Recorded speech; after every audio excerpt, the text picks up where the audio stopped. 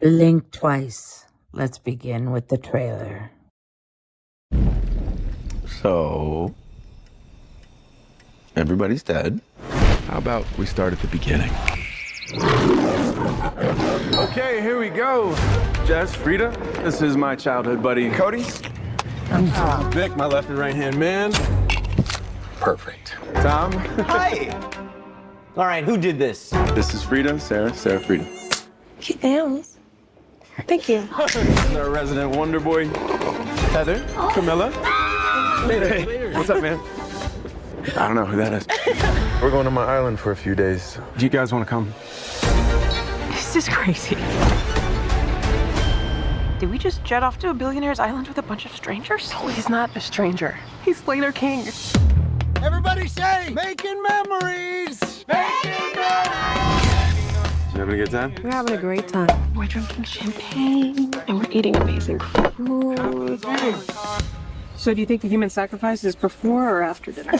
The legendary parties of Slater King. Not what I thought it was gonna be. We still have fun. It's just a little different now. What do you mean? Phones, please. Wait, for real? You don't have to do anything that you don't want to do. I'm having a great time here. But I also have this feeling that I'm like, not. Where's my knife? Who has my knife? Oh, dude, your eye. What? Oh, no, I know, right? There's something weird going on here.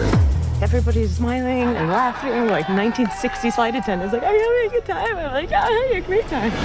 Can't you feel it? There's something wrong with this place. Where's Jess? Who's Jess? My friend that was in the room next to mine. Wake up! Wake up! Wake up! I feel like we're forgetting like a lot of stuff. Okay, but like, how? Something's making us forget.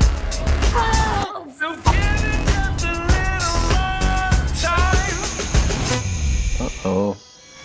We need to know what's really going on.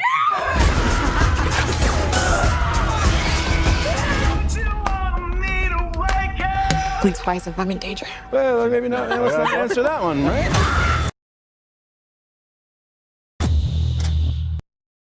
Woo! Blink twice, baby. I'm telling you what. This is one of the best movies I've seen in so long. So long. Zoe Kravitz has been around for a while, you know. She started acting in 2007. She was born in 88. She's only 35. Her mom is Lisa Bonet. Her dad is Lenny Kravitz. Now, she was in Big Little Lies, which was just such a fantastic show. She is a talented young lady. Her father, hello, he's a killer. I remember watching Lenny Kravitz's mom on the Jeffersons, and she was married to a white man on the Jeffersons. It was a big deal, but really, she was actually married to a white man, so how about that? All right, so the standout in this movie, obviously, is Naomi Ackie. She is a British actress, immensely talented. She's beautiful. She seems to have just such a lovely spirit about her. And she played good old Whitney Houston. Gotta love that, right? Now, this young lady, Ali Shockhead, she's been in a couple things. Broad City. She was in, I always think she was in Riding in Cars with Boys, but she was not in that. No, she was not. She was in Arrested Development. But then I think of her, I think, boy, she looks like Spice, right? Then there's Gina Davis. Gina Davis been around since I don't know when. She's 68 now, and she's been one of my favorite actresses since I can remember. She's a talented woman. She's beautiful, graceful, and always seems to have a bit of humility to her, and that's what I like about her the most. Haley Joel Osment played an aging actor frustrated with his life in this. Obviously, he finds an outlet. But in The Sixth Sense even, there was a lot of coloristic symbolism. And we're going to touch on that. And I love it that he's in this movie. It's nice to see him all grown up. Now, this woman here, Adria Arjona. Forgive me for the pronunciation. But she was an entanglement or married / whatever to Momoa. But so was Zoe Kravitz. And then I look at them, and I'm like, which is which? And then I can't see who's who. All right. Yes, Channing Tatum. I'm a woman, so I need to play this part first because it's only right, honey.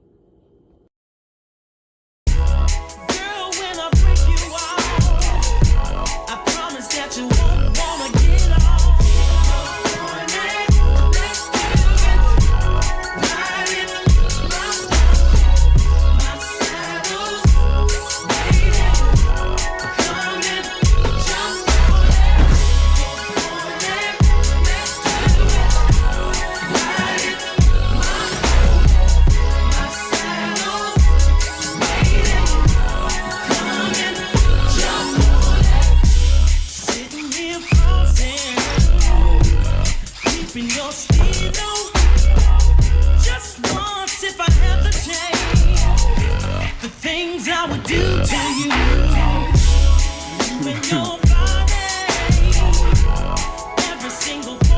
Oh yeah, that just happened. Channing Tatum, holy crap. I can only say his name half the time. But I don't care who you are, that's talent right there. It's smooth, it's beautiful. That's a man. That is a man, honey. But yes, in this movie, he is fantastic. He's not a nice guy, okay? Then we got Levin Hawk. I adore Levin Hawk. I think in this movie, he was fantastic. Now, his mother is Uma Thurman. His father is Ethan Hawke. And his sister is also a popular actress in Stranger Things. You'll like him in this movie. He's not just a Nepo baby. He's a very, very, very good actor. Now we got Simon Rex. Simon Rex, back in the day, he's still a disco snack if you ask me, but I never realized what a fantastic actor he is until I saw him in this. Now, a lot of people think Simon Rex, they think back to Tupac days. Now, look at this picture of this Tupac interview. Is that Bow Wow in the back? And I was like, boy, Simon Rex, he kind of looks a lot like that other white guy. You know who I'm talking about. Kill Tony. Anyway, Bow Wow. So, it seems like Bow Wow would be around that age. And I was like, it's 96 when that interview was. If he's 37, I start doing the math. And I'm like, boy, that really looks like him, but I can't tell. But I think it's him. But let me know what you think. Okay. So then we got Christian Slater. Christian Slater in this movie wasn't that big of a part of it, but he was good enough, I'll tell you that much. He was in Heathers back in the day, which was absolutely one of my favorite movies. I think I've seen it about 2,000 times. Liz Carabell, she's insane in this movie. Now, I don't remember her in any other movies, but this movie, you'll remember her forever. Kyle MacLachlan. He's Irish Fox. I'll tell you what, though. I really like him also. You'll remember him from a long time ago, but Desperate Housewives is where he really made my day. And True Mullen was so good at this that I almost left her out because she was so wasted, so long, so well. She took blunt rolling classes for this movie, and we can't leave her out for some reason. On every single time I look this up, they leave her out. And she deserves to be mentioned. So Now, right off the rip, in the beginning of the movie, you'll see him say, I got chickens, you know, like it's a big deal. I'll tell you why. Chicks, as babies, when they grow up, the female becomes a hen, the male becomes a rooster. Hens are considered maternal in Christian lore, self-sacrificing, nurturing, protective, comforting, unity. They represent good marriage. They represent in mythology, Nua, the goddess, made the chicken first. In Chinese culture, the first day of the Lunar New Year is dedicated to chickens. In Native American culture, they believe the rooster crows at 3 a.m. to show that death is near. Drinking chicken blood symbolizes brotherhood. And the term pumping the chicken means insanity or excitement. In the Bible, chicks, as in the babies, symbolize the Hebrew people, which Jesus viewed with much respect. Chickens are also viewed as silly, foolish creatures, easily fooled, frightened, and dumb. And if you want to call somebody a slang that you have very little respect for, you're going to call them a chicken. They're cowards. So, I find symbolism with the chickens extremely important in this, being that the women are representatives of chickens. How they are also self-sacrificing, comforting, but silly, foolish creatures that we need to hunt and sacrifice. Yellow. Yellow is used as tall buildings where the ladies stayed. They were in these beautiful yellow deco tall buildings that were just beautiful against the blue sky. Yellow represents joy, happiness, energy, humor, spontaneity, hope, creativity. Gold represents wealth, dynasty. Yellow is also used for caution. Even in different countries, a lot of their emergency vehicles are yellow. Yellow stands for cowardice, jealousy, deceit, and it is a warning. But more importantly, it means incarnation, which means to take on flesh, which is what happened. Green begins with a frog that you see her lying on the floor. She looks up, she can see the green frog.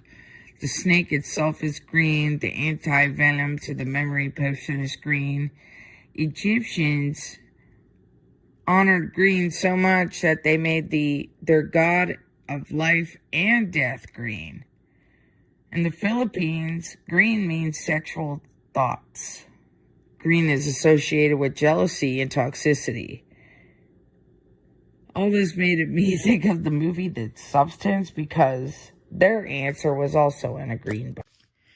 Red and blue are used a lot. Red, right off the beat, are the flowers. Red represents love in general, and blue represents loyalty in general. Jesus and Mary wore red and blue in most, if not all, pictures. Red is anger and aggression at times, as well as love, whereas blue could be the loyalty, the truth, the clarity, as well as sadness. Red rabbit itself is a term in manufacturing. This comes from a test to see how long a bad part, the red rabbit, supposedly placed into a system, may remain until identified as a defect. A white rabbit itself is good luck. A rabbit foot is good luck. Now you got red bags. In New Year's tradition in China, red envelopes equal good luck. But in the United States, a red baggie indicates medical waste, infectious, it's bad. They hand out these red bags to these white men, I believe, have antidotes inside of them. And the perfume is red, meaning that it's made from the ground up flowers they keep spraying on themselves to induce themselves with a lack of memory. When the ladies are ready for their evening, before they're put on the plane, they're saying east, west, east, west. East symbolizes air, communications, new beginning. West symbolizes water, emotions, psyche, and movement. The West is viewed as a place of darkness and evil. The sun sets in the west, ushers in the night. Adam and Eve were expelled from the west side of the garden after they white men.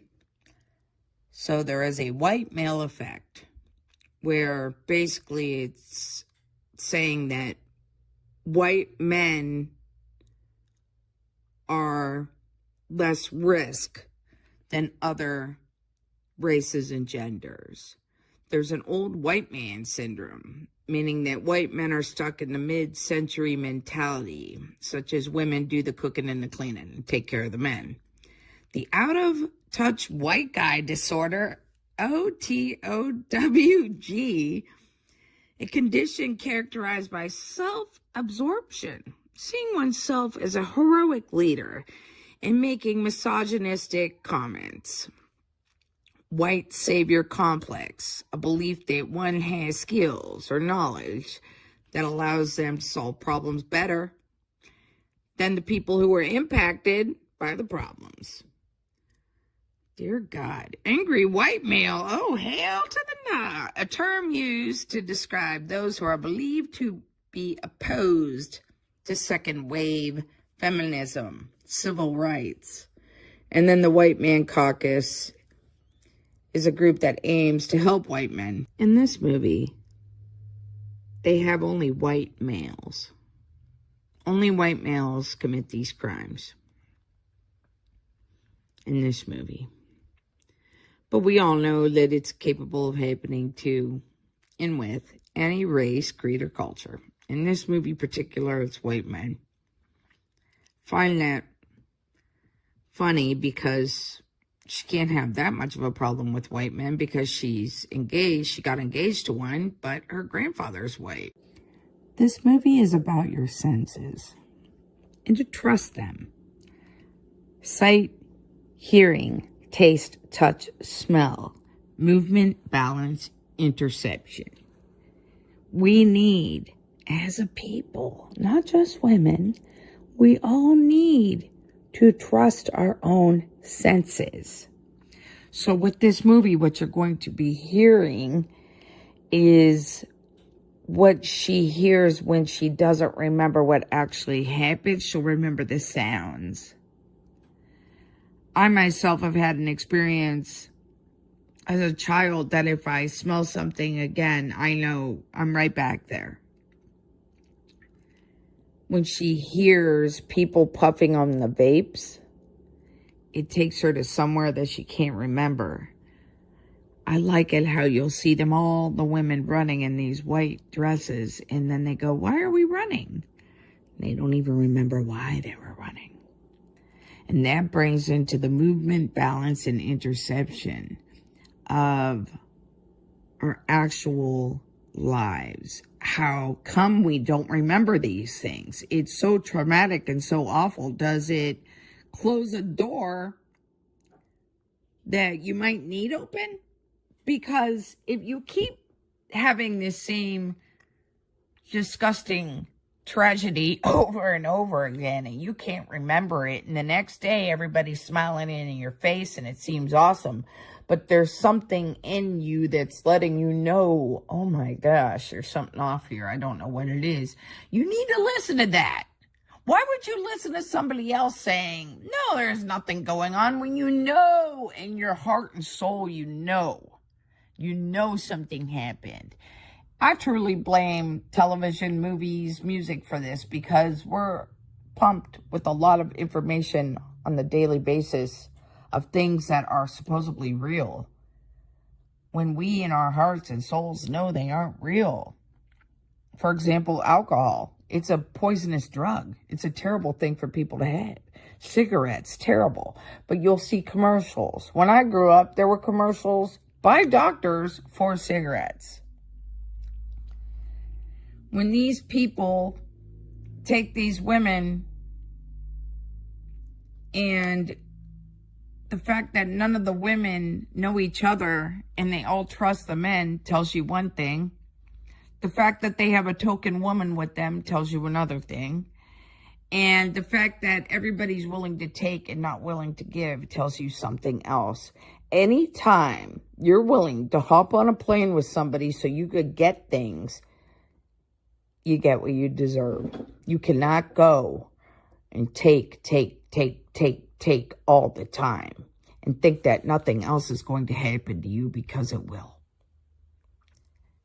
So I'm just going to end it with this. I'm going to leave you with some footage that is haunting. I'm asking you, please believe yourself when you feel that. Please believe yourself and listen to yourself. Because anybody else telling you anything, they're listening to themselves. And what they are doing is to make you do what they want. But truly, you need to listen to yourself.